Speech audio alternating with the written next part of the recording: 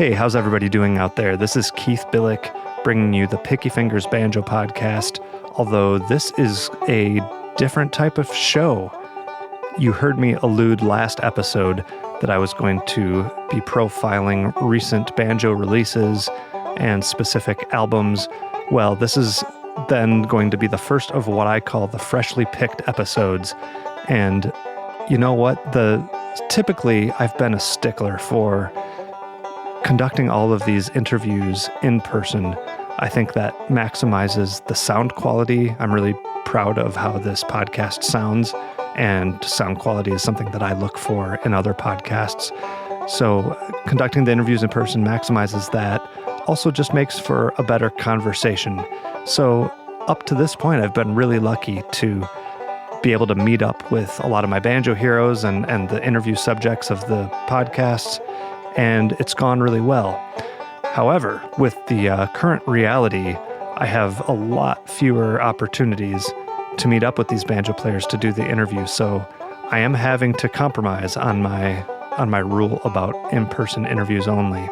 And I thought a good way to do that would be if I have to discuss things over the phone or the internet with people, a good thing to discuss would just be their recent releases, and at least allow them to also take advantage of the new reality by, exposing people to their product when they can't tour and promote it themselves.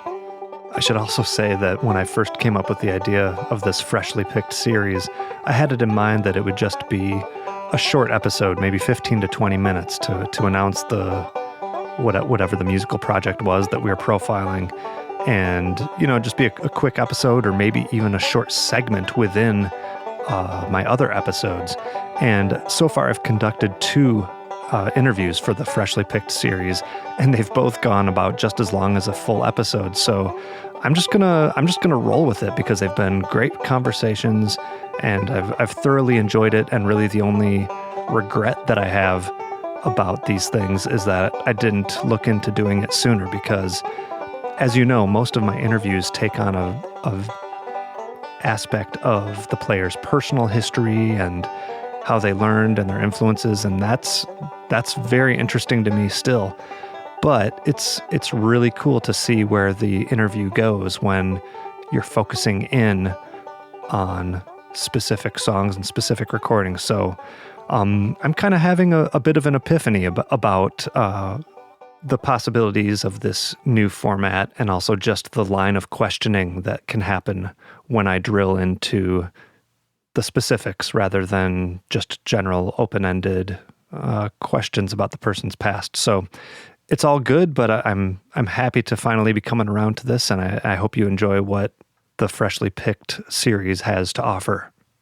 All that being said, though, some things do remain the same, and one thing that is the same is that I am eternally grateful for all of you who have signed up to become Patreon supporters. For those of you who don't know, Patreon is a way of donating money to keep this podcast running, and that can be done for as little as $1 a month by going to patreon.com/banjopodcast, and this podcast is fully funded by those Patreon donations. Today we have one extra super special patron of the podcast to recognize. That is Duncan Brady. Duncan has been playing for a while, but he primarily uses the banjo to calm his nerves on a rough day, and he finds that his daily practice really helps him, refocus and have kind of a meditative effect. And that's awesome, Duncan. I use my banjo practicing for largely the same purpose, and I do find it useful, and it's cool that you do too. So Duncan, once again, thank you so much for going to patreon.com/banjopodcast and helping support what I do. And that actually reminds me, I made a Facebook post about this, but I got to brag for a little bit. And by me bragging, I'm really meaning to include all of you, because I couldn't do it without you. But this podcast just exceeded 100,000 total downloads. So I'm really proud of that milestone. Also surpassed 100 Patreon supporters and 750 members. There's a Facebook group of Picky Fingers listeners. So if you're on Facebook and you're not a member of that group, please request to join. I think I accept everybody. and you only get kicked out if you have male enhancement products that you're trying to sell online. But I encourage you to join that. It's a lot of fun. I post all sorts of banjo stuff. Other people contribute with their banjo contributions. It's a really fun and really cool way for me to interact with you listeners, and just really cool. If you're not on Facebook, the other ways to find me or track me down or communicate with me, if you're on Instagram, I'm picky_fingers, or on Twitter, give me a follow. I am @banjopodcast. Or if you're just the old-fashioned email type, I can be reached at pickyfingersbanjopodcast@gmail.com.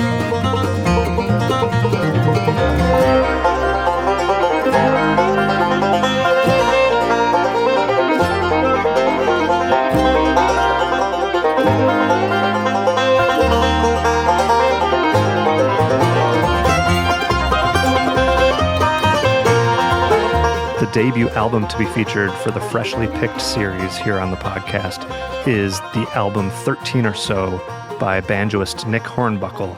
I've been a fan of Nick's for quite some time, and mostly that has been the result of him playing for a long time as a member of John Reischman's band, the Jaybirds. John Reischman being, of course, the fantastic mandolin player and composer. But Nick also writes some really cool tunes, and that's entirely what is on this album. It's an all-original collection, and we're going to talk all about it, so I'm going to stop talking there. The only other notes I'll share about him is we mention it briefly, but I just want to highlight the fact that Nick is a two-finger banjo player. And while he can definitely do some convincing bluegrass, there are portions of his music where you can definitely trick yourself into thinking that it's just a real lilting, galloping style of clawhammer or something like that. And it's just a real interesting style, and it's cool to keep that in mind as you listen to his music. The other thing I'll say is that Nick outed himself as a professional coffee roaster, and you may have heard me mention it a few times on other interviews, but I'm into that as well. So the first 5.5 minutes or so of this interview are composed entirely of coffee roasting tips and chat. So if you just want to get on to the banjo and the music content, skip ahead, like I said, about 5.5 minutes once we start the interview here, and that will get you past all the coffee talk. And how many of you just did the Saturday Night Live voice in your head, the coffee talk? I know you all did, but here is Nick Hornbuckle and I discussing his recent album, 13 or So.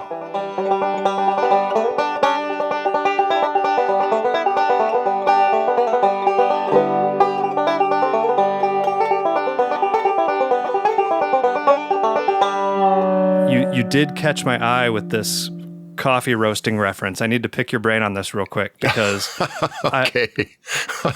I fancy myself as like more sophisticated than the average drip pot guy. I do the home roasting with the hot air popcorn popper. I'm sure you're probably familiar with that whole deal. Yeah. So what do I need to know, or what's the next step that someone like me needs to take? What should I be doing? Well, it depends on, see, that's kind of an open-ended question. It depends on what you want to do, because you can just go absolutely nuts. You can buy little electric and or gas-fired, what they call, what the hell they call them? They're not audition roasters, but they're little roasters that big roasteries will use to roast very small batches. And it looks like, it'll sit on top of your desktop, and you can spend, $500 or something like that. I've seen people roast the beans in a cast iron pan in the oven. I've seen people do it with the popcorn popper, like what you're doing. So in terms of how you're doing it, the method that you're using, there's a couple different options other than what you're using. But in terms of the technique, what do you consider to be the best for like a step up in quality? I do like that. The popcorn popper seems to get rid of most of the chaff, which what I've heard is that oven roasting will not really be effective for that. Right. You'd have to it would be an issue with that. Now, I have to give you a caveat, because this is not in my realm of expertise, this small single batch roasting like that. But what I would suggest is that if you're using the popcorn popper and you're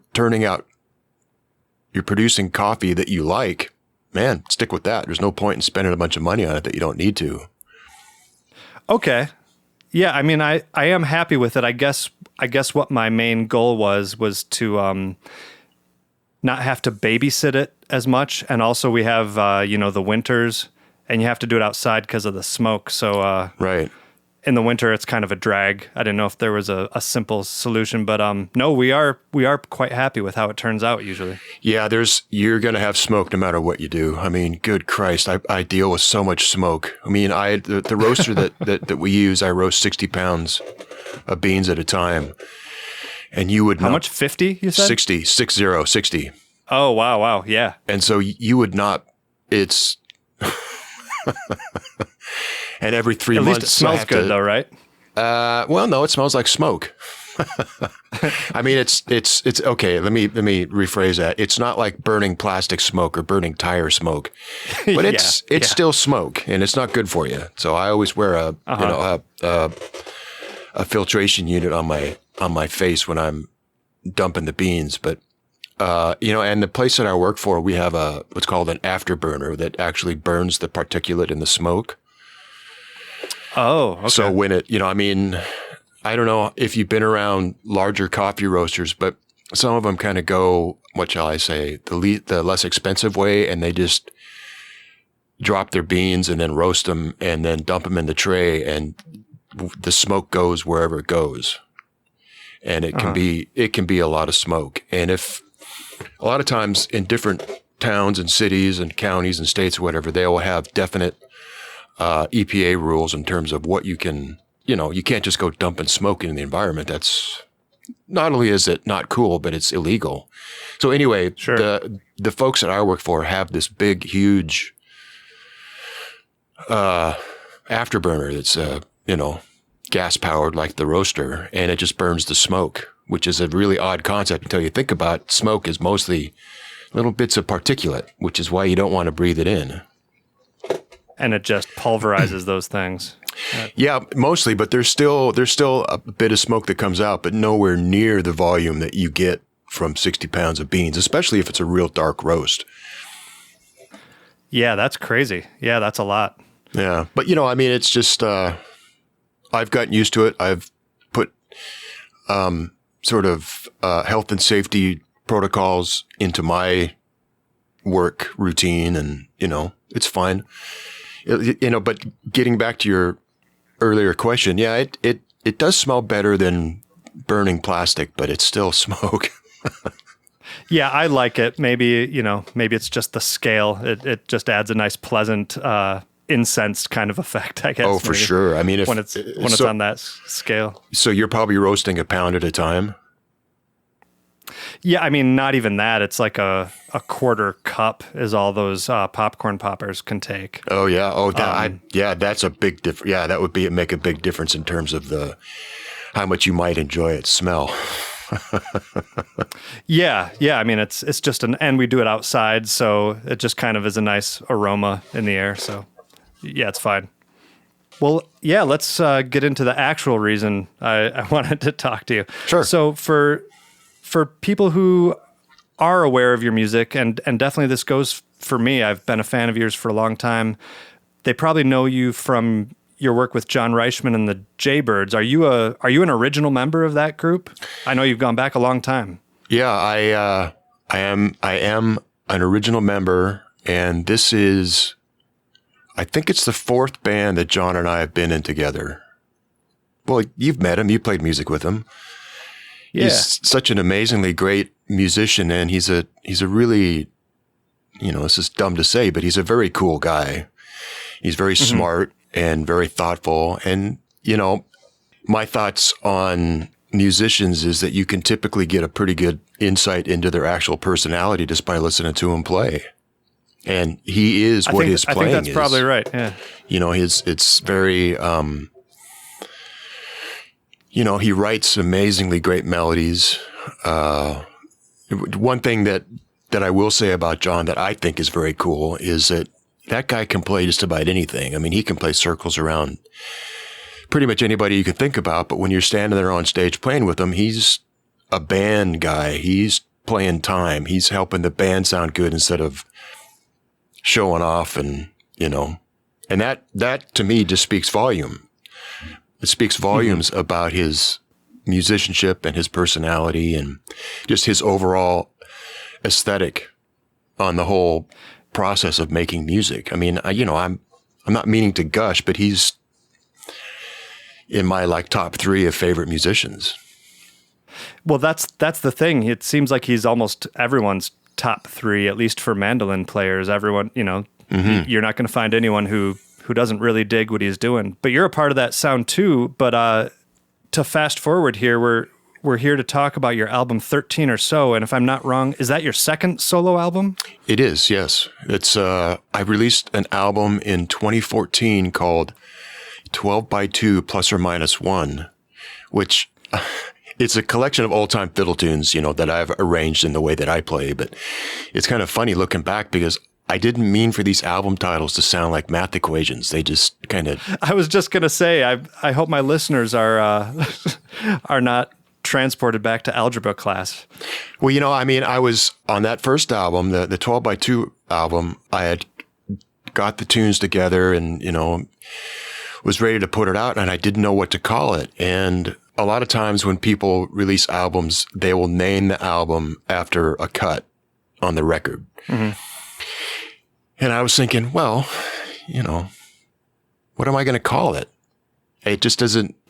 And then I had a dream one night, and in the dream, that was the name of the album, 12x2 plus or minus 1. And so I don't know if you're familiar. And that didn't mean anything to you other than just that? Well, in the dream, it didn't. But have you ever heard of a guy named Brian Eno? Sure. Yeah, well, I'm a big Talking Heads fan. Yeah. Well, he was in Roxy Music and he produced a bunch of YouTube albums and, anyway, he's one of his things, and I'm no expert on Brian Eno, but one of his things is that you just kind of want to go with what's happening and, allow spontaneity and embrace what you would think of as being mistakes. And I really like that as a way to kind of frame certain things. So anyway, I came up with this title, and at 12x2 plus or minus 1, I was thinking, what does that mean? And then I started thinking about it, and I realized that there's 12 tunes on the record. Most of the arrangements feature 2 people. It's played by a guy using 2 fingers on 2 different banjos, and the plus or minus 1 is, well, sometimes there's 3 people. And sometimes there's just me. So it all kind of ties up into a nice little subconscious bow. It was, once I realized what it meant, it's like, oh, this is perfect. Interesting. Yeah, And had the album existed, or had you recorded it before that dream happened, or was this more of a premonition? Yeah, no, the album was done. It was. I live here in Nanaimo, which is on Vancouver Island in British Columbia in Canada. And I've been working on recording various tunes without any real deadline in mind. And in January or February of that year, Steve Martin and the Steep Canyon Rangers came to play at the theater, the big theater here in town. And I know a couple of guys in the Steep Canyon Rangers. And I thought, well, I'd like to go see them because I'm who doesn't like Steve Martin? And those guys are a great band. I thought, what a great combination. And so I thought, man, I've got these tunes. I should get something together so I can at least give it to Graham. He may like it. And, he may give it to Steve, and Steve may like it. I don't know. Who knows? Steve's a banjo player. Sure. Yeah. So that sort of gave me a goal, like a time frame to get at least something together. So I got 6 tunes together, and I put it on a disc, and I took it down. My daughter and I went down and saw them, and the only guy at the record table was Nicky, so I gave him the disc and I brought along a book of tablature of some of these tunes, and that was, hey, great, okay, cool seeing you, see you later, and that was it. Yeah. So anyway, that gave me just out into the ether. Yeah. Yeah, exactly. So anyway, that gave me a deadline. So I was thinking, well, I've got these 6 tunes together. I just need another 6 and then I'm done. And so I did the other 6 and then I was done. Excellent. Well, I guess another thing I was wondering is, so this is your second release after having played so long with, professionally with John. Was there something that happened with your writing or your career or just your outlook that made you want to start doing these solo albums? I mean, you've recorded a ton with the Jaybirds and whatnot, but what made you want to transition into doing some of your own projects? Wow, that's a really good question. I know that we aren't going to go back into the backstory very much, but just a quick little aside, go for it. Or is it, I've been playing banjo since I was about 11. And when I was about 15, I started playing electric bass. And when I went to school in Bellingham, I couldn't find anybody to play bluegrass with because I was just exceptionally lame. And I just laid down my banjo for 10 years and played bass. And I ended up playing bass in a rock and roll band in Seattle in like the late 80s, early 90s. And, we knew all those dudes in those bands and, Mother Love Bone and Pearl Jam and Alice in Chains. All the grunge. Yeah. Oh, man. And we opened up for all those bands. And it was a very interesting scene to be in because it was just like there was blood in the water and the sharks were descending. The record companies were there. Uh-huh. But anyway, how that relates is that the band I was in called Son of Man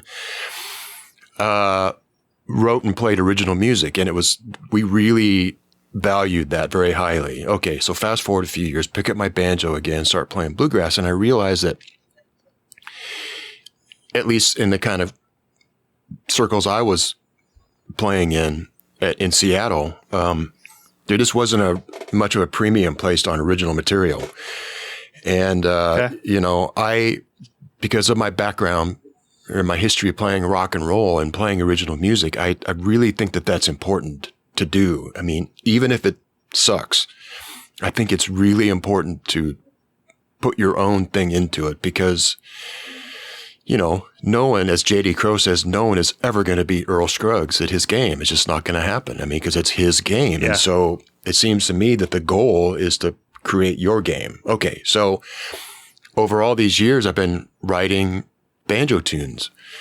And so it got to a point where I had 60 or 70 just on various hard drives and computers and all that stuff. And I thought, man, if I don't do something with some of these now, nothing's going to happen with them and they're just going to disappear, which is, whatever, who cares? It's just me, a banjo player, and, it's just music, but it's kind of nice to be able to see a certain piece of music through to its final expression, if that makes sense. Yeah, just have something to show for all the time that you've put into it. Yeah, and I mean, I don't want to get too philosophical about it, but I don't mind doing that. But I think that it is really good to put, and I don't want to sound too big-headed, but I think it's really good to put works of art out into the world because it's the world seriously needs it now. Yeah, and like you said, it kind of goes back to the Eno thing. You said even if it sucks, it's worth being original, and it goes back to what he said. Just go with what you're feeling, and you hope people will like it. And if they don't, that's fine too, I guess.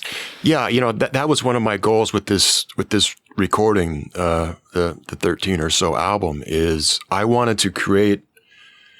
Well, it's basically it's a memory for me, and if other people like it, that's great. But I did it mostly so that I would like it, because all the other recording projects I've been involved with, Jaybird stuff, and I've done a fair amount of studio work and all that. I've not been the person with the final say. Yeah. So it's really nice being the person that has the final say. And did it meet your expectations in terms of you wanting to be happy with it and you wanting to like the music that you made?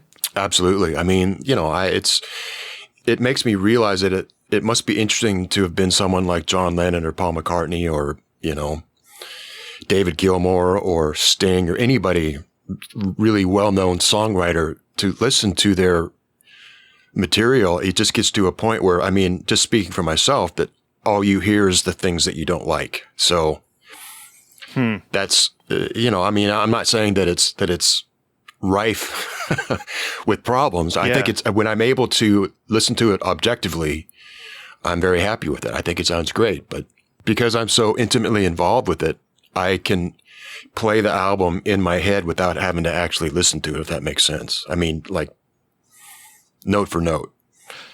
So yeah. By the time it's done, you've heard every note on there a million times. Yes. Well, I really dig it too, and I don't know if you remember. I responded after I first heard it. I gave you the comment that I thought it sounded a lot like soundtrack music. Oh yeah. And I hope you took that. I hope you took that as the compliment that I meant it to be. Oh, absolutely, absolutely. I absolutely take it as a compliment. Okay, good, because I felt a little validated when I went to your liner notes and I read about each of the songs that you wrote about.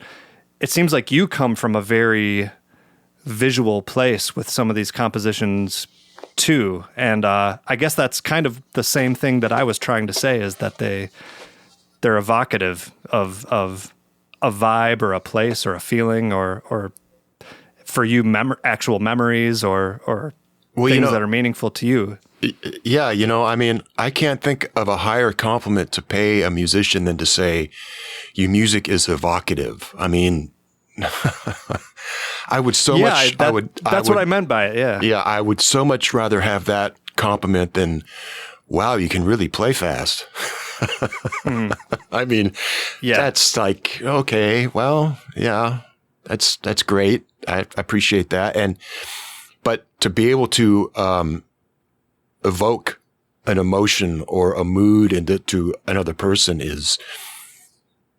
that's epic. That's what all, and I don't mean to sound presumptuous, but that's what all art goes for, right? I mean, a painting or a sculpture or a movie or a poem or a book or whatever art form that you're talking about.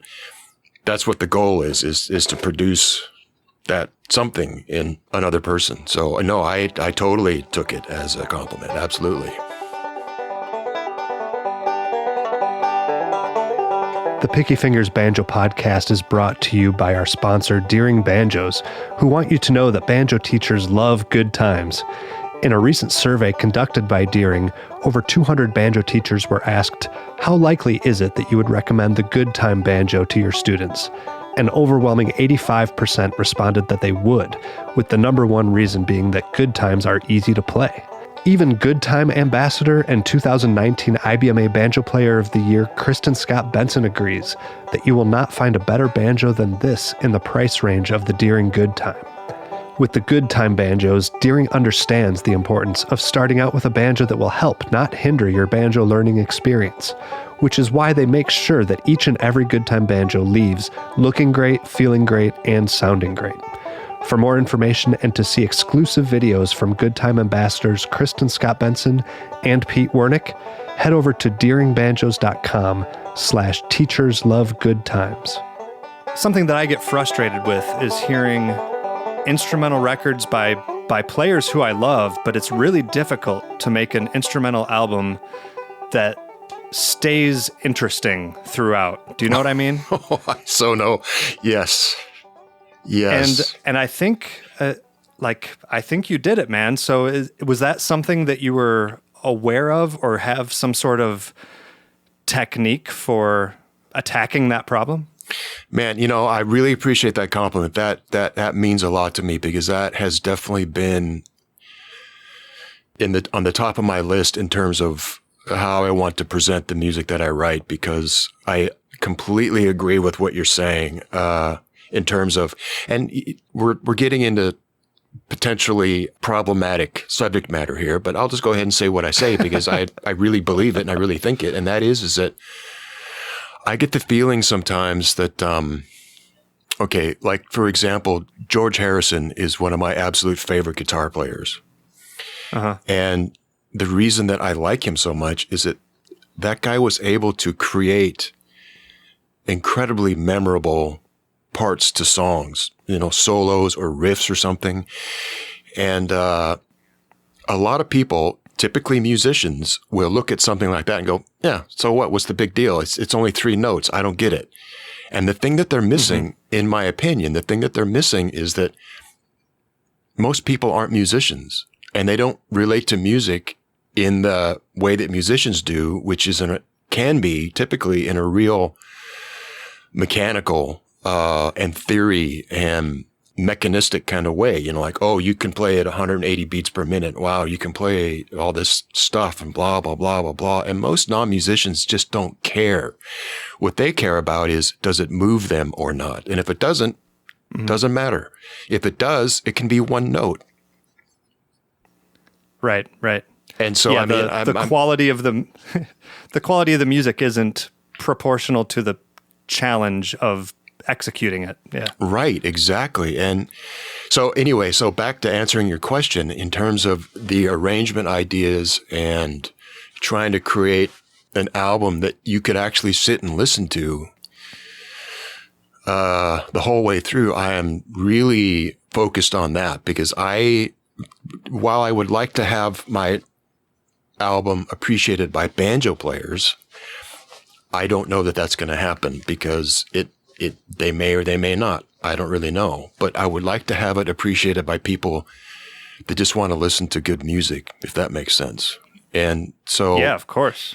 I feel like in order to do that, you have to present, as Lester Flatt used to say, a program of music that's interesting. That's not just the same thing. You're not just, I'm not knocking people, but not just the key of B, 140 beats a minute every song. I mean, it's like, that's so boring to listen to unless you're a banjo player and you go, oh, that's so cool. But for most non-musicians, they're just completely bored. And I'm not interested in boring people. There's enough boring stuff. There's enough boring stuff going on as it is. And, you'll tell me if I'm going on too much, but when I was a kid, and I'm a huge Beatles fan. Yeah. And one of the things I really like about their records is that they're just hugely melodic, just melodies, memorable melodies, simple melodies, and really interesting arrangement ideas that especially the further on they got in their career. And it just makes the music so much more interesting to listen to.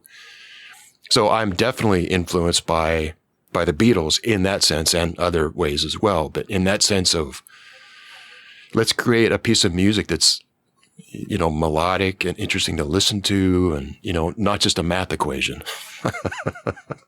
Yeah. And I guess maybe now would be a good time to dive into a little more of the nitty gritty of the album itself. I think something that also strikes me, other than the soundtrackiness, is that a lot of these tunes almost sound like you've heard them. Like they're completely original, but they have such an accessible sound to them. I guess I'm thinking of Wellesley Station or Cleo Bell. They're these upbeat, energetic fiddle tunes, and it sounds like any of the picking circles that any of us might have been in, but it's a totally original tune, and you captured that familiarity that those tunes possess, I guess. I don't know. Do you have anything to say about what writing those kind of tunes were like, and how you go about writing those hooky melodies?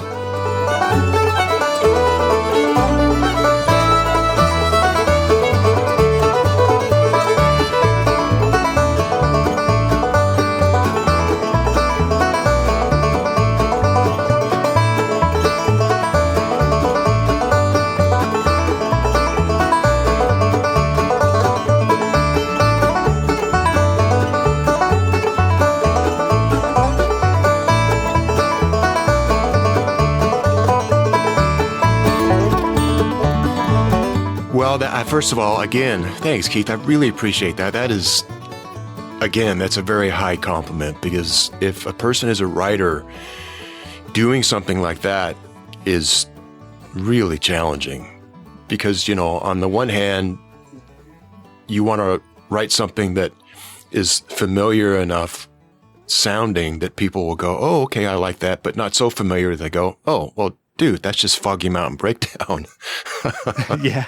There's a fine line to tread there. But okay, so Cleo Bell in particular, when we first moved to the island, I was traveling back and forth between Nanaimo and Washington State and teaching lessons on the weekends. And so I would drive down to the ferry and sit and wait for the ferry. And one time I got to the ferry a little bit late, and so I had to sit there for 2 hours. So anyway, so I sit and wait for the ferry, and I've loved this double C tuning, and I was kind of monkeying around in double C and came up with the first little phrase of that tune.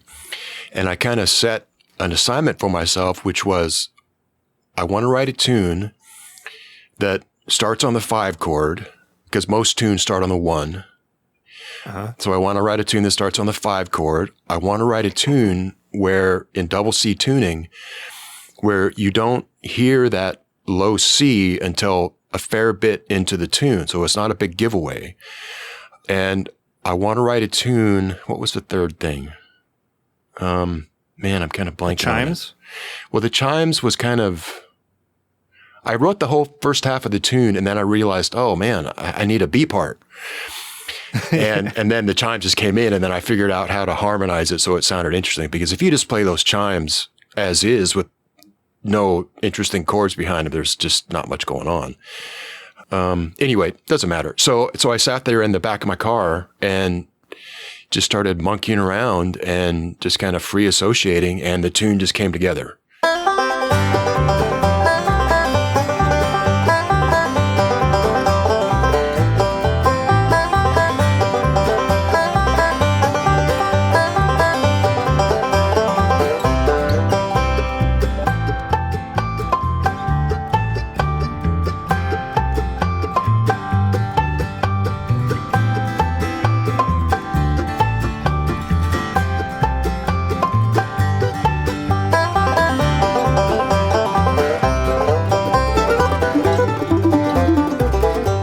I was like, oh, well, I should record this right now so I don't forget it. And then I played it all weekend between lessons, so I didn't forget it. And it's funny because I can remember the first time I showed it to the Jaybirds. We were on tour in the Southeast, and we were playing in this place in Tennessee. It might be called Jonesboro. I don't remember. And we were playing this little club. We were getting ready. We were kind of backstage warming up, and I said, hey, you guys, I want to show you this tune. And I played it through, and they all said, play it again. And I did, and they said, okay, that's really cool. What are the chords? And I said, well, let's try these. And they did, and they said, okay, let's play it tonight. Yeah. So it's like trial by fire. Yeah. Okay. I said, okay, I guess it's in the set. And, that was in, man, that's great. That would have been like in, 2006 or 2007. So anyway, and I wrote it for my daughter, Cleo, who at the time was 5 or 6 years old. And, she's my darling. She's my sweetheart. And so when we get to play that tune, I always, in my heart, at least, I always send that out to her because, Is that a common writing approach that you have? It sounded like you made rules for yourself about starting on the 5 and, all those things that you just described. Is that a common way that you compose?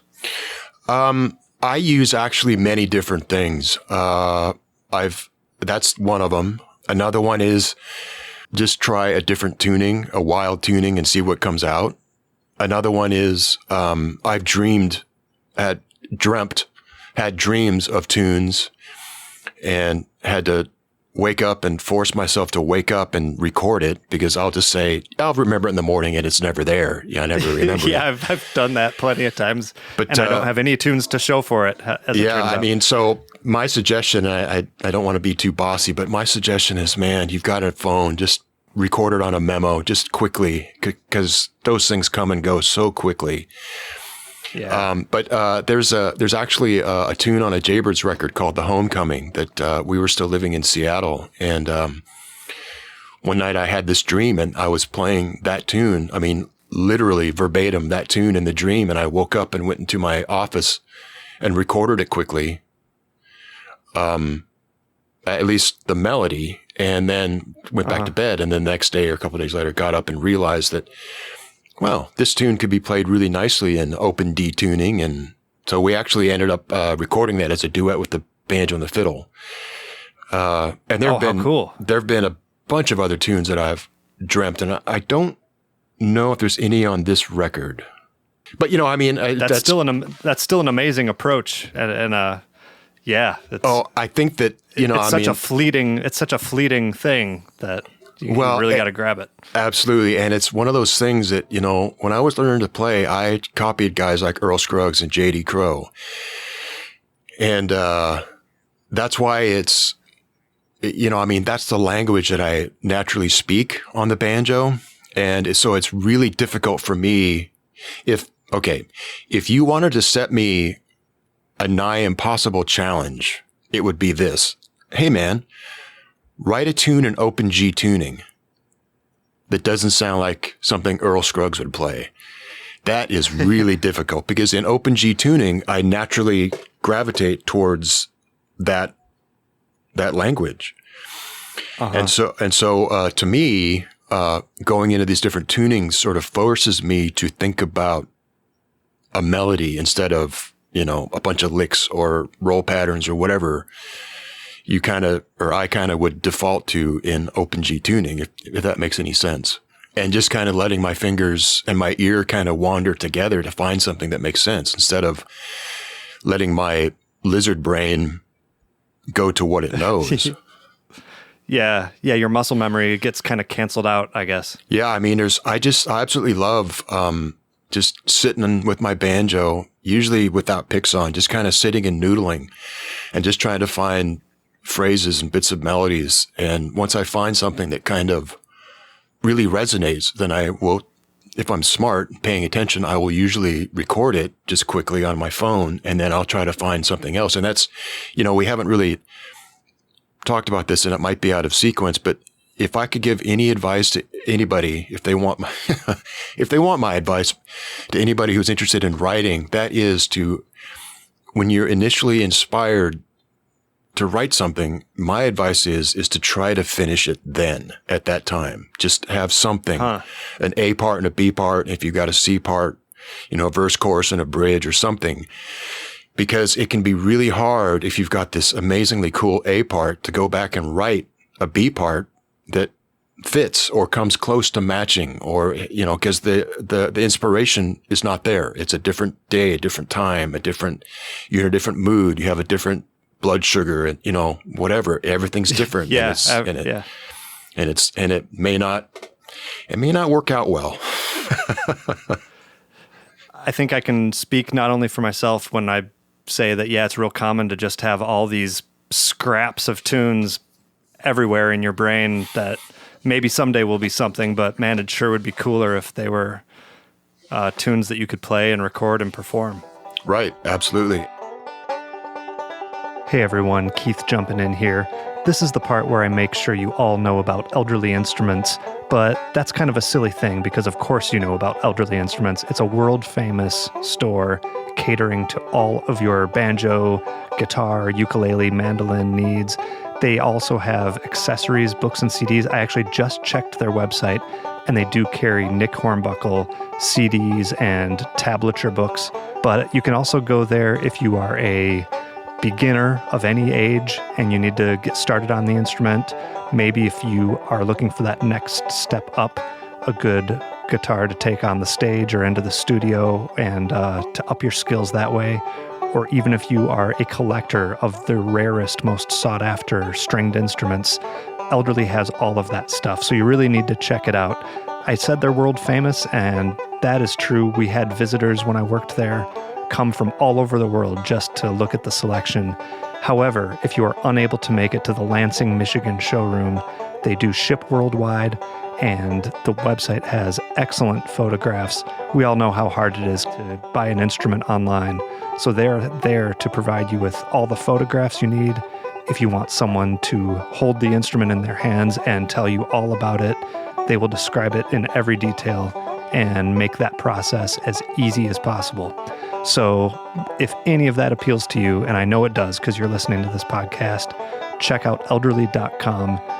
Explore their inventory. They have all sorts of easy and hard to find items, family owned since 1972, and I'm proud to have been an employee there, and I don't hesitate to recommend them to you. Once again, that's elderly.com. To get back to something we were talking about earlier, I try to look at what I'm doing specifically with the music that I'm writing for myself. I try to look at it as that I'm a songwriter. And I know that I don't write lyrics because writing lyrics is, man, it's a whole other art form. I just as a tangent, which I'm sure you've noticed I like to go down. I watched it's okay. No Direction Home, that Martin Scorsese picture about Bob Dylan. I just have such admiration for Dylan. I mean, it's just his ability to write lyrics is unparalleled, in my opinion. But anyway, so when I'm writing banjo tunes, I'm trying to think of it in terms of a song and not just a bunch of banjo stuff. Because again, that gets back to the idea of I would like my music to appeal to people who may actually think, I kind of hate the banjo. But if they hopefully, I would hope that if they listen to some of my music, they might think, oh, that's a banjo? I had no idea a banjo could do that. Well, on that train of thought, let's talk about a couple of the weirder ones. And I guess I'm specifically talking about, but this is what helps make the thing interesting to what I was saying. Like, I guess I'm talking specifically about, do you pronounce it Suki? Souk. Souk, okay. And then also the Farewell to the Cowgirl with the Pigtails. Oh, yeah. Those get a little like further out than your like AABB fiddle tune, a little spacier, a little trippier, a little more production effects happening. I don't know. What do you have to say about how you approached those and why you wanted to write something like that? Well, okay. So I'm going to talk about this in the order that I'm thinking of it. So it may not be in a real clear, I hope it's clear. But anyway, so one of the first things that I want to talk about is that I think that it's important to, when a person releases a recording, is to, on the recording, make as wide a lane for themselves as they possibly can. So as an example of this, on this record, on the one hand, you've got a tune called Hopping Harvey, that's just an old time fiddle tune with just a banjo and mandolin. Yeah.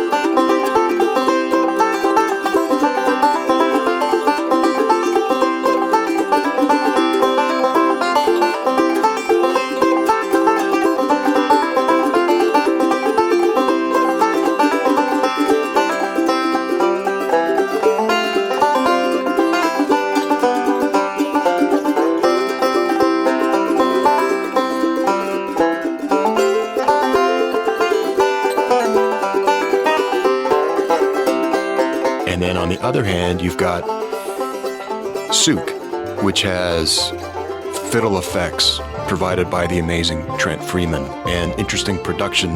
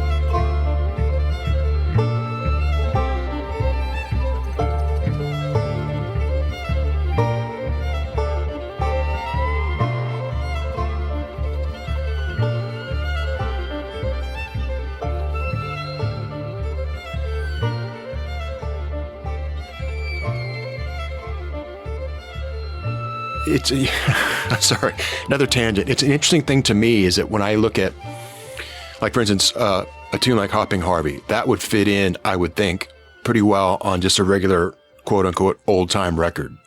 But on that quote unquote old time record, it would be nothing but that. That's all that would be on that record, because if it was anything else, it wouldn't be called old time anymore, right? Mm-hmm.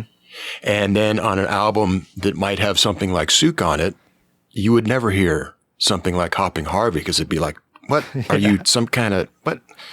Did somebody drop you on your head? What? That doesn't, Yeah. And so, I'm trying to, on the album, without sounding too grandiose, make a statement like, I'm interested in music that goes from here to here and not just some narrow lane. And you know what? I've totally forgot what your question was. Damn. I guess just was it? Oh, right. It was a pretty open-ended. It was a pretty open-ended question. Right. Just drawing your attention to the weirder ones like that. Yeah. Okay. Right. And just exploring what your approach was. Right. So you had asked about A Farewell to the Cowgirl. My mom passed away really unexpectedly in October of 2016, and pretty devastating.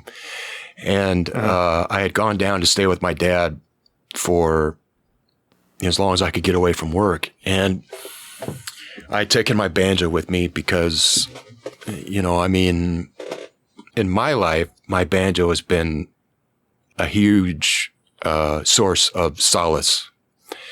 Mm-hmm. So I was down at my mom and dad's house, and I was, staying with my dad, and then I just went upstairs to just kind of, try to get away, which is impossible. And I had my banjo, and I really liked this sort of open F tuning, and I just kind of started monkeying around.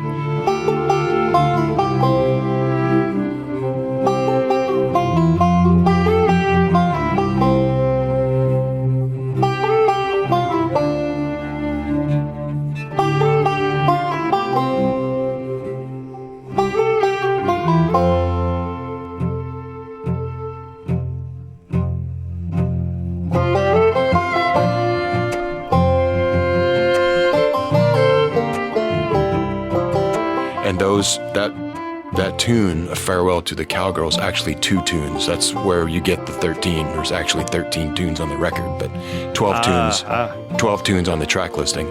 Anyway, so these 2 tunes came out, and I recorded them and put my banjo down and went down and, went to hang out with my dad, make him lunch or whatever we were doing. And when I did this record, I really wanted to put those 2 tunes on there because of what it meant to me. And the fellow that plays fiddle on it is a guy named Trent Freeman. Great Canadian fiddle player. He lives in Toronto, and I think he might be near Nelson now. I'm not sure. And he plays in a band called The Fretless, and the guy that plays cello in that band is a fellow named Eric Wright. And Eric and Trent have a band called Speakerface, which is super cool. Ambient, it's, I don't know what you'd call it. Very cool music. Anyway, so I immediately thought of those 2 guys. And I guess that kind of gets back to that, for my motivations for putting the record out, is it's so that it means something to me. And, I miss my mother very much and wanted to memorialize her in any way that I could. And that's one way. And the first cut on the record is called Wellesley Station, which is named after the little town in North Idaho where she was born. And, so it's, just kind of personal stuff, I suppose. Yeah. A nice tribute to send out there into the universe. Yes. However you got to do it. Yeah, absolutely. Well, very cool. So before we finish talking about here, you have a lot of collaborators on this one. You already mentioned a few of them. I don't know, just talk about some of the people who you got to interact with and just what their contributions were. Oh, absolutely. My experience in recording, for the most part, has been the band, say the Jaybirds, will get together and rehearse on the road and get an album's worth of material together.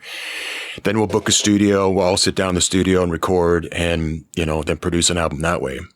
And I have it's not a state-of-the-art recording setup, but it works, that is incredibly portable. It's a Mac Pro, 2009 cheese grater and an interface and a couple mics. And yeah, I use the Reaper as my DAW, which I absolutely love. And so anyway, so how that relates is that, this whole album is self-produced, and I did not have the budget to even think about hiring a band to go into a studio. I mean, am I going to pay $800 to fly Trent out from Toronto to sit in a studio for 3 days? It's just, that's like, a third of my whole budget. So anyway, how the album was produced was, I recorded the banjo tracks to, not a click track, but to, a rhythm pattern that I put together.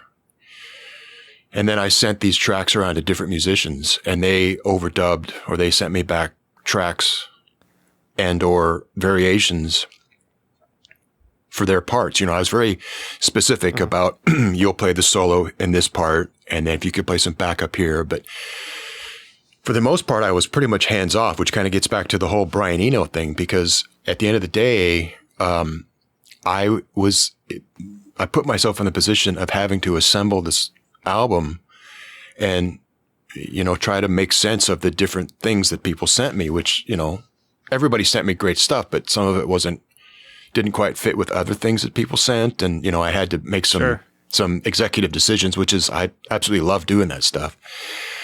Let's take a tune like Wellesley Station. So what I did is, I made a demo of it, and on the demo, I played a bass part on it on my guitar. And then when it came time to do this record, I thought, wow, this is really a cool tune. I want to do this. So I recorded the banjo part, and then I recorded a MIDI piano part, which was the bass part.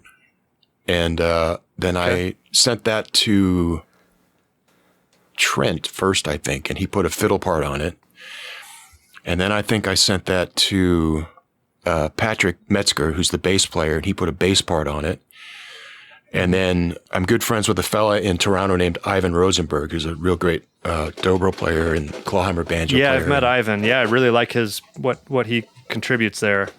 Yeah, he's a really, man, I got to get a thesaurus. He's a really great recording producer and engineer, and just a general all around smart guy. Mm-hmm. And I'd been talking to him about, emailing him about doing this record, and I asked him if he knew anybody in that area that played acoustic, bluegrass style guitar. He goes, I got just the guy for you. And it was this fellow named Daryl Paulson, who plays in a band called the Slow Can Ramblers. And I'd never met Daryl. In fact, I still haven't met him in person.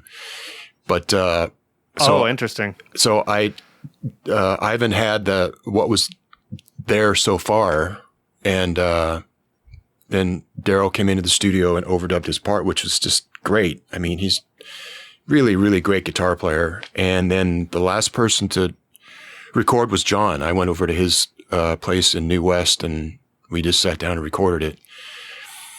And then, I edited and mixed and whatever. But this kind of gets back to the Brian Eno thing, which is this kind of sort of a codicil to that, which is, the idea of happy mistakes. And I am so about that, because, these different musicians sent tracks to me that I would never have thought of, that I, in my wildest dreams, that would never have been able to direct them to do.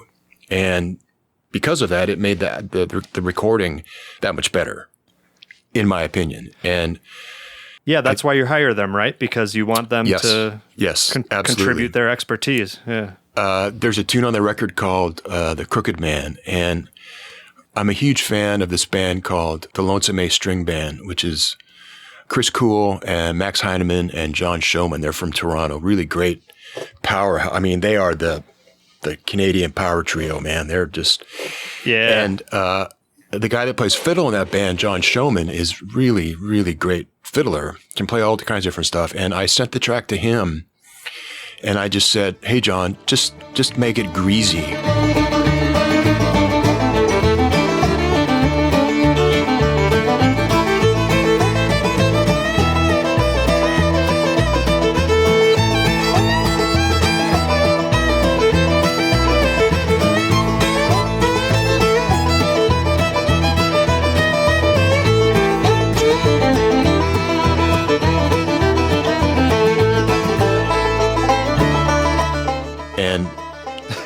He did, man. Okay, so then moving on, let's see. So we've talked about John Reischman, who is, I just am always so honored to get to play music with him and to have him on my records. And he just sets the bar so high that it's damn near impossible to reach it, but it's a goal. Yeah. And then Andrew Collins plays mandolin on a couple cuts, and he plays in a band called the Hogtown. Oh, I'm totally forgetting what the name of their band is. They're from Toronto, and he also has his own trio called the Andrew Collins Trio. Yeah. Let's see, and then Ivan Rosenberg plays dobro on a couple cuts. I mentioned Patrick Metzger, who lives in Vancouver, bass player. He plays with Jason and Ferris Romero and a bunch of studio work, and really, really super great bass player. And, I play bass, so I pay particular attention to the bass. And here's another tangent, is that it just really cracks me up that in rock and roll bands and also in bluegrass bands, is that when musicians assemble, they'll a lot of times say, well, let's take the worst musician and put him on bass. And that's the last thing you want to do. You want to put the best musician on bass, because if you don't have a good bass player, you got nothing. You got absolutely nothing. So yeah, he has some great contribution to this record. A lot of interactive parts, a lot of like reharmonization almost, I think. That I don't know if that's something that you wrote in or that he was just doing, but yeah, he really brings it. On this album, there are 3 bass players, which is kind of funny. Well, 4 counting myself, but I'm not actually on the record. But on one cut, like say on 13 or so, and on Souk, the bass player is a guy named Joe Phillips, who lives in Toronto as well. And this dude is a serious. I mean, he plays in the, I don't know what they call in Toronto. Is it the Philharmonic? Whatever. He's a serious player. He plays with Jamie Stone, and he's a classically trained bass player. And so on the tune 13 or so, I actually wrote the bass part on the piano. And because Joe is he's the consummate studio musician. I knew that if I sent him and say, here's the guide, can you play this? He would, and he just nailed it. And then on the Black Dog, that's Todd Phillips, who I've known Todd for many years, and he's absolutely one of my favorite bass players. He's just a legend. He's been on so many great recordings, and he's another guy that's just a super cool guy. Mm-hmm. And so I thought, I would have loved to have kept this as an all Canadian recording, because I'm a U.S. citizen, but I'm also a Canadian citizen now, and I love living in Canada. It's an amazing country. I'm very proud to be a Canadian. I'm very proud to be an American as well, but this is where I live, and I want to try to work with with the folks. Support it. Yeah. But, on that tune, I thought Todd would just, he would nail this. And so, he did, of course, because he's Todd. Yeah. And I think that I mentioned Eric Wright, who plays cello on the Cowgirls. Yeah, you did. I hope I'm not missing anybody. God, that would be really embarrassing. I'm looking at the list. I think you got them all. You mentioned Chris Kuhl, the fantastic clawhammer banjoist. Yeah, you did mention him. Chris is another, man, I got to find another thesaurus because I'm running out of words. He's a very cool guy. I remember I've known Chris for many years, and it's kind of funny is that one time several years ago, we were teaching at a camp in the interior of BC together. And I really wanted to learn how to play clawhammer banjo. And so I ran into him at dinner and said, hey man, can I get an hour of your time? And so he sat down and he did his best to try to teach me, but it just did not take. I just can't figure it out. And so anyway, I had that tune and I thought, wow, this would be really great to have. I think this would sound good with 2 banjos. And, of course it's Chris. So of course it did sound good.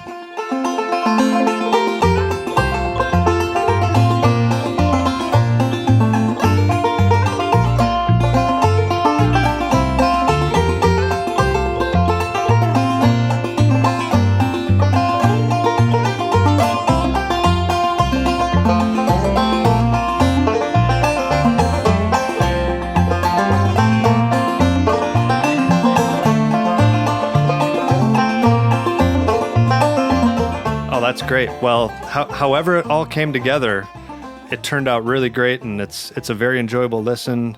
Great work, and I'm happy to hear all these stories about it. It's yeah, you know, Keith, really cool getting a peek behind the curtain. Yeah, Keith, I really appreciate that, and I fully understand that you're going to have to edit this because we've been talking for a long time. So, you know, include what you think is Sometimes the coolest part about podcasting is that you're not on a page count, you're not on a time limit. I can do whatever I want. So yeah, I'll cut it out as necessary, but you know, you've had some great insights into this, so I'm going to keep as much of that as I can.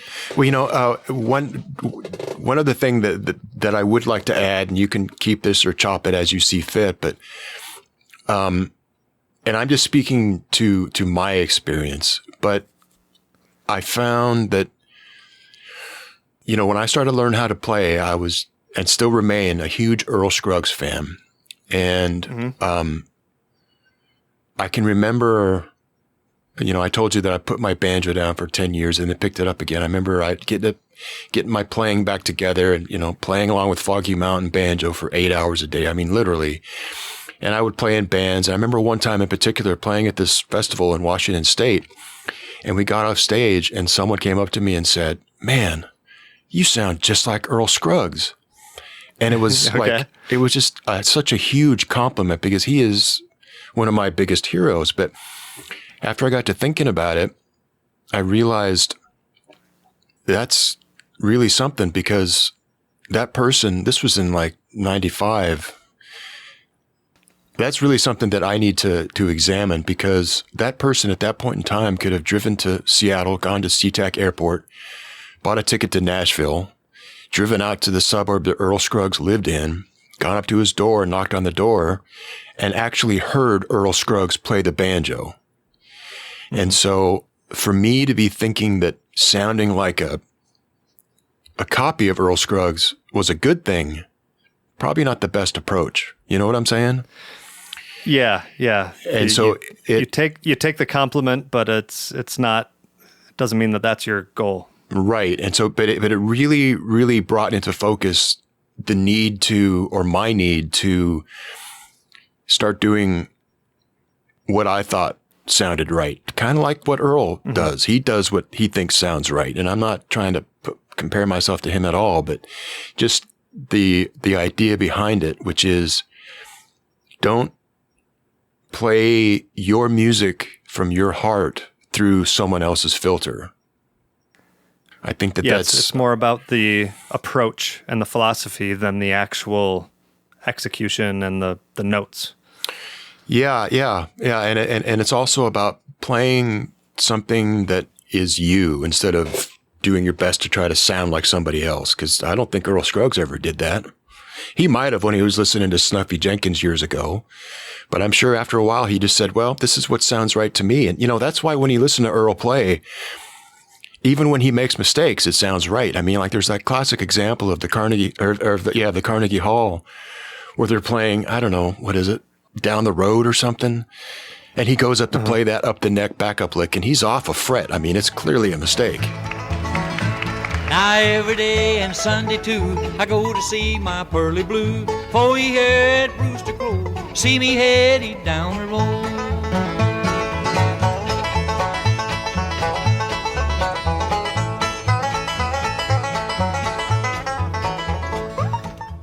And yet, because he's doing it with such authority and such conviction that you just kind of scratch your head and go, yeah, man, that actually kind of works.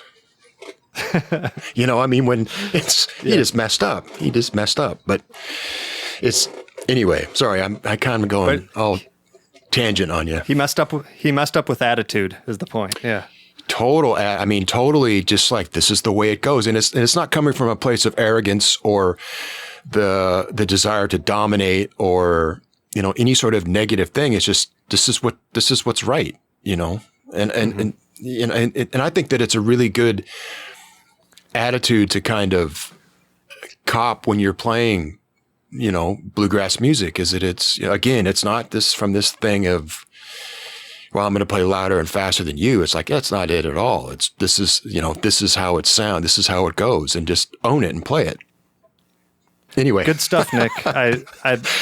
Lots of tangents. Wise words to live by. No, I'm trying to soak it all in. Hopefully I can take advantage of some of your advice myself.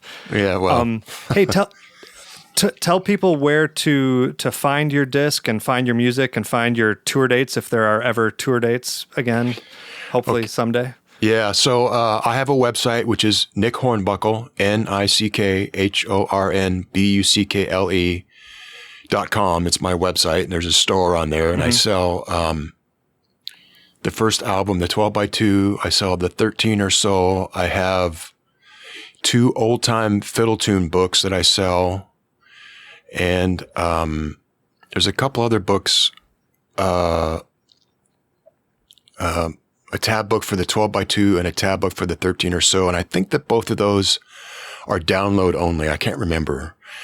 I just now put a single up on my site, which is kind of exciting. It's a recording I did of that Crowded House tune, Don't Dream It's Over. Have you had a chance to listen to that?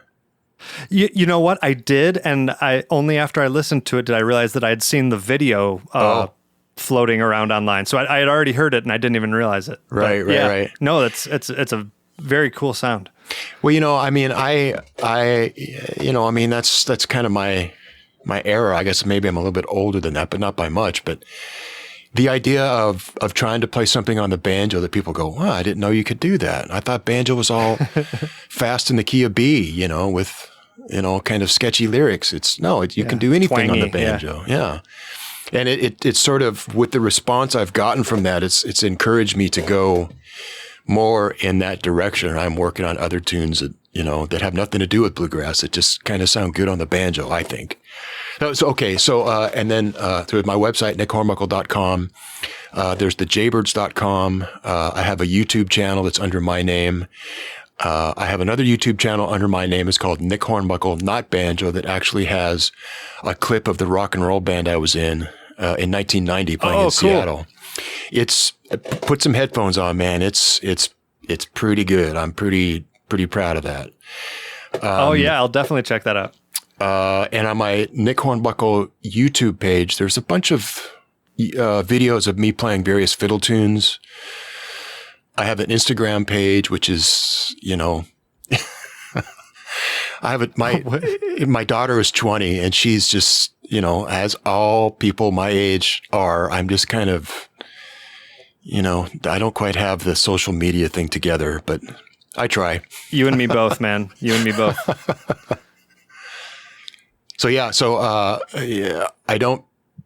I haven't posted, other than the Crowded House tune, I haven't posted anything on YouTube in a while. I think that mostly it's because I've been, this whole, what's been happening in the world's just been really heavy and dark and kind of, it's not very inspiring, and that's pretty lame. But so I'm kind of slowly getting back into it. I've been playing all along, but it feels like there's just so little that I can do. It's very discouraging. And so what I'm trying to do is to put stuff out into the world that's, uplifting or positive.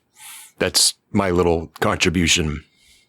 Yeah. Just a break from, our weird reality. Oh man.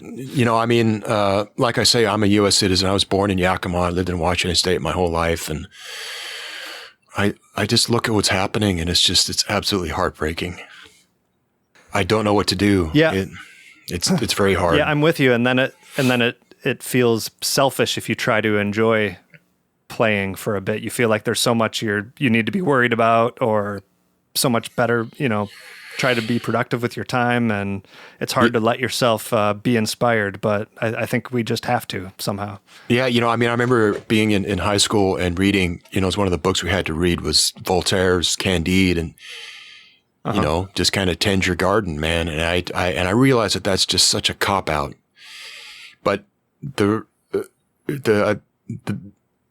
kind of, at least as far as I can see, the kind of reality is that that's a pretty big statement. Tend your garden. That means, just really, in high detail, pay attention to how you interact with the world. And that's where I think that it kind of starts. And if I can put something out there that gives people, like you say, relief or just a little bit of happiness or joy or whatever it is, I'll do it, because that's what I can do. I'm not the president. I'm not the prime minister of Canada. I don't own Amazon. I don't own Google. I'm just a dude. Well, if the banjo doesn't work, maybe the coffee will, right? The coffee's been very interesting, because it's very interesting being in a line of work where it's basically legalized drug addiction, if you understand what I'm saying. Yeah, of course. But hook 'em young and keep them coming back, right? Yes, absolutely. And I have definitely fallen prey to the number one rule, which is you don't sample your own stuff, which, man, sorry. Oh, no. Been there, done it. Yeah. I love it. We'll let you slide. It's good coffee. What's your favorite origin? Oh, that's such a difficult question to answer, because it really, in terms of a single origin, I really like Ethiopian. It's and that's kind of a dumb thing to say, because obviously that's where coffee comes from. And I was reading up on it a while ago, and this one source said that there are over 7,000 genetically distinct varieties of coffee in Ethiopia alone. So it's... Oh, good Lord. Yeah. Yeah. So you say Ethiopian. Yeah. Okay. Well, what do you mean by that? So it's... Right. But the business that I work for, if I can just say, it's called Creekmore's Coffee. And they have several different varietals that we roast and several sort of proprietary blends. And if I'm not doing a single source varietal, I'm going to say that I really like their espresso blend, which is, it's just, I don't drink alcohol anymore, but I used to love to drink Guinness. And this espresso has some parallel to a good pulled Guinness. Huh. Interesting. It's so good. It's the best. But again, I'll have to check that out. If you want to, I can probably send you a bag, but they don't ship to the States, and it's mostly on Vancouver Island. But I mean, I'm happy to send you a bag. Just send me your address and I'll just ship you a bag. That's an offer I don't expect to refuse. So yeah, you'll hear from me about that. Cool, man. Well, I hope that this sort of ticked all your boxes, and it sure did, man. I was sitting down thinking we were going to be done in about a half an hour, but I'm only too happy to hear as much as you have to say about all this stuff. I really enjoy the music. I think you have really good insights. So no, it's great. I enjoyed it. Great. Cool. Well, thanks, Keith. I appreciate it. And I'm just going to stop my recording, and that doesn't mean that we have to stop talking. Congratulations, you made it all the way through an episode that I thought was going to be 20 or 30 minutes. But I hope you agree that once you can get someone like Nick Hornbuckle talking about his creative process and giving you some insight into those original tunes that he writes, I'm not going to stop him from doing that, and I'm going to record it, and I'm going to let you hear it too. So thanks again to Duncan Brady for being today's Patreon supporter. If you haven't checked out the Patreon page yet, that's patreon.com/banjopodcast. And I'm so grateful for all of you who have checked it out, and that's really what keeps this podcast going. You can also get a hold of me at pickyfingersbanjopodcast@gmail.com. I'd be really curious if any of you have opinions on this new freshly picked series. It's kind of a new thing that I'm rolling with, and I think so far so good, but I'd love to hear your opinions too. So the next episode will probably return to more of a standard interview format, but there's going to be plenty more of these coming up. Stay tuned, and I'll see you then.